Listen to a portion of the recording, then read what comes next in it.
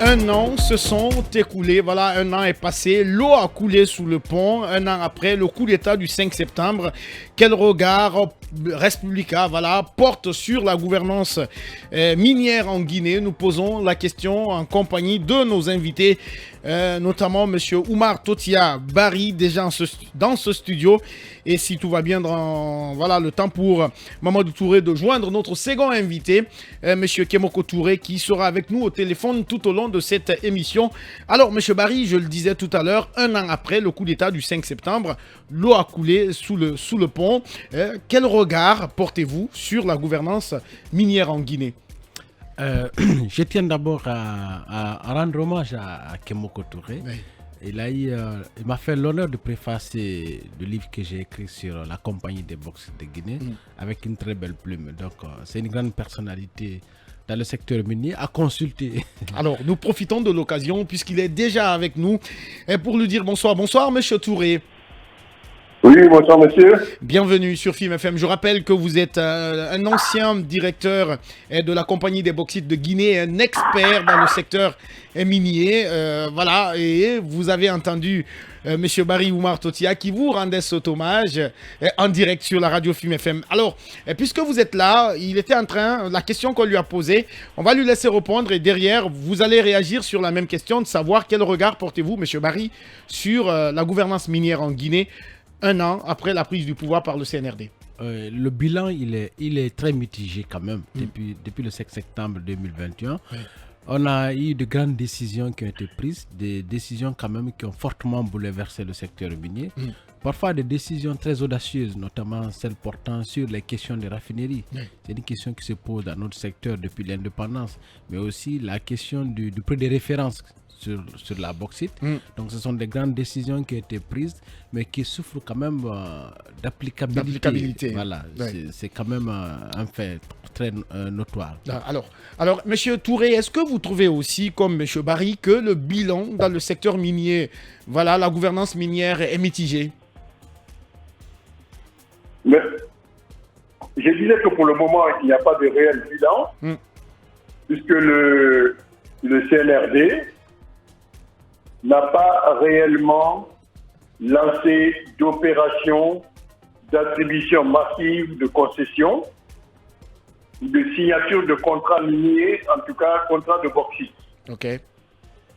Jusqu'à présent, à ma connaissance, le CNRD s'est attaché surtout à rectifier, à essayer d'amender les contrats de fer.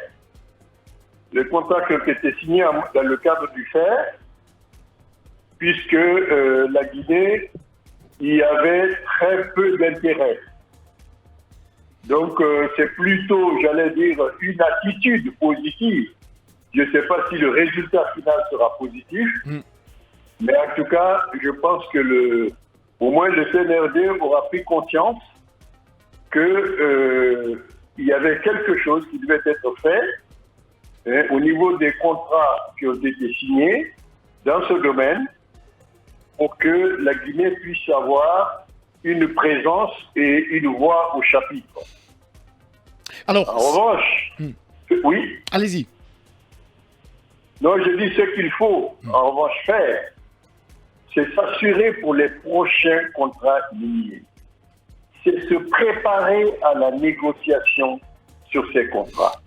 Alors, si toutefois, voilà, si pour le moment vous trouvez qu'il y a peu de bilan ou pas du tout de bilan à défendre, puisque le CNRD a hérité de plusieurs contrats qui ont été signés avant le 5 septembre, donc par le régime précédent, est-ce que il y a quand même des décisions majeures qui ont été prises au lendemain de ce coup d'État du 5 septembre qui vous rassure, vous? Vous voulez dire en matière dans le domaine minier? Oui.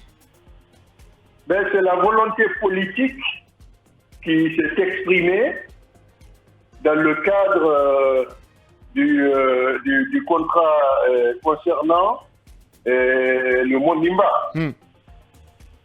C'est une volonté politique qui est à saluer dans la mesure où ces contrats étaient signés et ratifiés.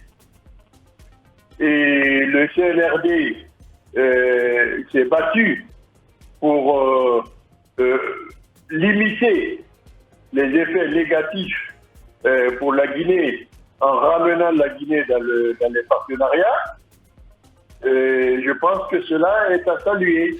Alors, maintenant, concrètement, qu'est-ce que cela donnera? Moi, je n'ai pas la connaissance du contenu de la convention qui ont été signés. De la convention et des documents qui ont été signés. Mais en revanche, on ne peut pas ne pas saluer cette volonté exprimée dans ce domaine-là. D'accord. Mais, comme on dit, il faut savoir tirer les leçons aussi de ces échecs. Les échecs, c'est la précipitation que nous mettons souvent à signer des contrats comme si nous étions obligés de tout accepter, alors que nous avons des atouts dans le cadre des négociations de contrats, nous ne profitons pas. Alors, on va revenir justement sur, un peu plus tard sur cette question de Simandou, mais Monsieur Barry, lorsqu'on écoute le colonel Mamadi Doumbouya lors de sa rencontre avec les entreprises extractives qui a tenté de rassurer les entreprises à travers des engagements quant au respect des engagements du pays par rapport aux clauses contractuelles, lorsqu'on écoute ce discours-là au lendemain du 5 septembre et un an après, est-ce qu'il y a un écart entre les engagements pris ces jours-là et les actions sur le terrain? Oui, il y a forcément un écart. Il est notoire parce que le colonel quand même avait la volonté politique lorsqu'il appelait les entreprises minières au respect des engagements contractuels. Vous savez, quand vous regardez par exemple certaines dispositions de notre code minier qui quand même dit qu'au-delà de 8 années après la signature d'une convention minière, si une entreprise ne déposait pas un plan de transformation de la ressource minière en alumine ou en aluminium, cette entreprise peut subir par exemple une augmentation à hauteur de 15% de la taxe appliquée sur l'exportation de la matière première brute. Oui.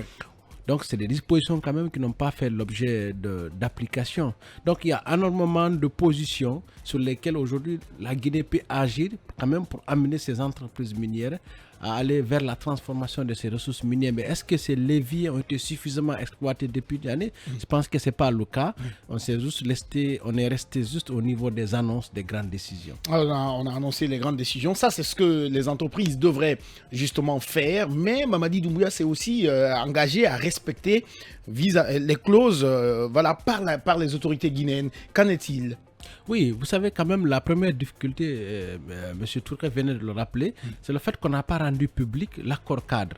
Vous savez quand même le code minier interdit quand même les accords secrets en matière de convention minière. Oui. Il y a l'article 177 qui dit quelque part que toute disposition qui ne fait pas l'objet de divulgation est de nul effet. Donc depuis le 25 mars, personne n'a une idée claire sur le contenu de cet accord cadre qui porte quand même sur nos ressources naturelles. Donc c'est difficile quand même de savoir quels sont les autres paramètres sur lesquels cet accord cadre a été signé en dehors des 15% annoncés par le gouvernement guinéen, les 15% de participation gratuite au niveau des infrastructures. Alors, M. Touré, en matière de gouvernance, puisque M. Barry parlait tout à l'heure des leviers, on a annoncé des grandes décisions, mais est-ce que l'État, pendant cette première année de gouvernance du CNRD, l'État avait finalement ces leviers en sa possession pour contraindre ces entreprises à aller, par exemple, vers le respect du code minier? Oui, je rejoins M. Barry là, sur un point. En ce qui concerne notamment les sociétés bauxitiques, eh bien, le CNRD n'avait d'autre choix que de respecter les conventions signées et ratifiées au niveau de l'exploitation, de l'extraction minière de la matière brute. En revanche, il s'est attaché à vérifier les engagements pris par les uns et les autres en matière de construction de raffineries d'alumine. Bien, évidemment, le problème auquel on fait heurte, c'est là où on voit bien que ce côté un petit peu de gestion erratique des contrats qui avaient été signés, c'est qu'on a fait signer des engagements plus ou moins contraignants, de construction d'usines d'aluminium. Maintenant, le CNRD a appuyé sur la pédale pour que les sociétés qui ont cette contrainte dans leur convention mettent en pratique la réalisation de l'usine d'aluminium. Donc, ils ont quand même remué, j'allais dire, la poussière, si on veut, pour que il y ait une conscience que la Guinée est déterminée à avoir de la transformation en aluminium. C'est déjà une bonne chose, parce que ça signifie que ces sociétés-là, qui ont ces engagements-là, devront proposer des solutions à la Guinée, non pas que chaque société ait son usine d'aluminium, mais que les sociétés prennent peut-être langue les unes avec les autres, ou peut-être un groupement, ou que la Guinée ait peut-être deux ou trois usines de transformation en aluminium, évidemment après avoir procédé à des études commerciales, à des études aussi d'énergie, d'alimentation en énergie, pour que ces réalisations-là soient possibles. Mais ce qui est certain, c'est que le fait d'avoir mis les pieds dans le plat oblige les partenaires à réfléchir. Et c'est un peu cela que nous n'avions jamais fait. Alors, cette question, est-ce que justement le fait de mettre le pied dans le plat, comme vous l'avez dit, cela est réaliste? Est-ce que les acteurs peuvent se retrouver et doter la Guinée des unités de raffinerie? Je dis oui, c'est réaliste, parce que si personne ne met le pied dans le plat, si la Guinée ne met pas le pied dans le plat, ensuite donne ses propres intérêts, mais personne ne le fera. Est-ce que cela est possible? Est-ce que cela est possible, comme le disaient les autorités, le plus tôt que possible, comme à un moment donné, la décision, je crois que c'était dans moins de 2 ans? Ben écoutez, il vaut mieux fixer une échéance, parce que un objectif sans échéance n'est pas un objectif, c'est un vœu. Donc il vaut mieux fixer une échéance et peut-être la rater d'un an que de ne pas fixer d'échéance et de continuer de discuter, comme souvent on a l'habitude ici, où le bavardage devient la solution. Mais il n'y a rien de concret qui se fait. Donc il faut qu'on ait une échéance fixée et on travaille par rapport à cette échéance. Cela va impliquer d'avoir des solutions d'énergie, des solutions de compétences techniques, des solutions financières. Peut-être qu'à travers d'ailleurs la discussion sur ces solutions, la Guinée peut avoir une participation peut-être plus forte dans les unités de transformation d'aluminium. Parce qu'attention, lorsque les sociétés sont propriétaires à 100% des usines d'aluminium, ça signifie que les résultats seront exportés.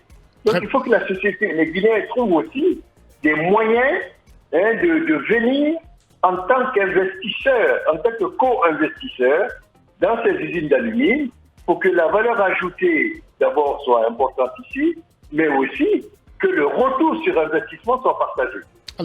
Alors, on parle beaucoup plus de développement des entreprises ou de l'exploitation minière, les initiatives et les annonces faites dans ce sens ont rassuré plus d'un, vous l'avez rappelé ici, mais de l'autre côté, il y a eu peu de décisions concernant la gouvernance environnementale, le respect des engagements des entreprises vis-à-vis vis-à-vis de leurs responsabilités sociales et environnementales. Vous savez, il y a quand même un objectif qui est même stratégique au niveau de la politique minière de la Guinée. C'est défini depuis 2007. C'est l'amélioration de la gouvernance minière, le management même de l'institution minière. Et quand vous regardez le plus souvent au niveau du ministère des Mines, c'est le maillon faible en fait au niveau du management. Donc vous avez vu, il y a eu de grandes décisions annoncées, mais leur opérationnalisation a créé énormément de difficultés parce que c'est comme si on n'a pas au niveau de l'institution minière la ressource humaine avec les outils et les capacités qu'il faut pour opérationnaliser les grandes annonces, les grandes décisions. Pourtant, il y a de la ressource humaine, s'il faut le dire. Oui, vous savez, c'est quel type de ressources humaines? Vous savez, le secteur minier, c'est un secteur transversal. Il ne suffit pas d'être ingénieur des mines pour faire face à ces grandes entreprises minières quand même qui ont énormément de ressources humaines. Et donc, il faut renforcer aussi, diversifier nos compétences et nos ressources humaines au niveau du ministère des Mines pour pouvoir transformer ces grandes décisions en des activités concrètes qui puissent quand même être matérialisées sur le terrain. Vous avez vu, quand vous lisez les mémoires de M. Touré, on rappelle quand même la difficulté pour la Guinée dans le conseil d'administration de CBG à défendre certains intérêts même prévus à notre faveur par la convention de base. Donc c'est toute la difficulté aujourd'hui au niveau de la gouvernance minière. C'est cette ressource humaine capable de faire face à ces grandes entreprises minières en termes de capacité de négociation, mais aussi défendre les intérêts de la Guinée. Alors, Monsieur Touré, je parlais justement de la gouvernance minière ayant un impact sur l'environnement. On a vu ce matin dans l'émission Mirador Akumba qui faisait des révélations suite à la révolte de certaines populations de Télémilé qui se sont pris aux installations de l'entreprise CDM Chine. Jusque-là, il y a encore ces problèmes dans nos localités, alors que les annonces faites par les autorités du CNRD avaient suscité de l'espoir chez nos communautés. Bien, écoutez, moi je vais dire une chose, j'entends souvent dire que c'est parce que nous n'avons pas assez de ressources humaines. Je veux vous dire une chose, pour moi, pour avoir côtoyé les compétences au niveau du ministère des Mines au moment où j'étais opérationnel, je vous dis qu'il y a de la ressource humaine en Guinée pour gérer les interfaces avec les sociétés minières. C'est quoi alors le problème, M. Touré? Le problème, c'est un problème, de volonté et d'orientation politique dans la négociation des contrats. C'est un problème de volonté pour le contrôle d'application des dispositions du contrat. C'est un problème de patriotisme économique, c'est-à-dire le refus de la corruption. C'est clair que c'est un secteur, comme beaucoup de secteurs d'ailleurs, où l'insuffisance de patriotisme ajoutée à la corruption empêche que les choses se fassent dans l'intérêt de la Guinée. Il faut qu'il y ait du patriotisme économique qui soit ancré dans le cadre guinéen qui est en face des opérateurs. Ça ne veut pas dire qu'on ne veut pas des opérateurs. Mais moi, j'ai travaillé toute mon existence à l'étranger. Je n'ai travaillé que 4 ans en Guinée à la tête de la CBG. Mais je n'ai été dans aucun pays où les gens du pays, les personnes qui sont dans les usines, même les usines de main groupes multinationaux, n'étaient pas conscients de leur devoir de défense des intérêts de leur pays. Et nous devons apprendre aussi, dans la phase même de négociation, à créer les conditions pour que le travail sur le terrain respecte notre environnement, respecte nos populations, permette de générer des revenus suffisants pour que nous puissions amorcer l'industrialisation de notre pays. Les revenus miniers ne vont pas nous enrichir en tant que tels, mais ce sont des secteurs industriels qui, bien exploités dans des cadres contractuels, permettent de mettre en place des petites industries de sous-traitance qui seront demain de grandes industries en Guinée et peut-être aussi pour la sous-région. Kémoko Touré, ancien directeur de la CBG, expert dans le domaine minier. Oumar Totia Barry, autant pour moi, doctorant et spécialiste des questions minières dans l'émission Respublica. Monsieur Touré... Salut, monsieur Barry.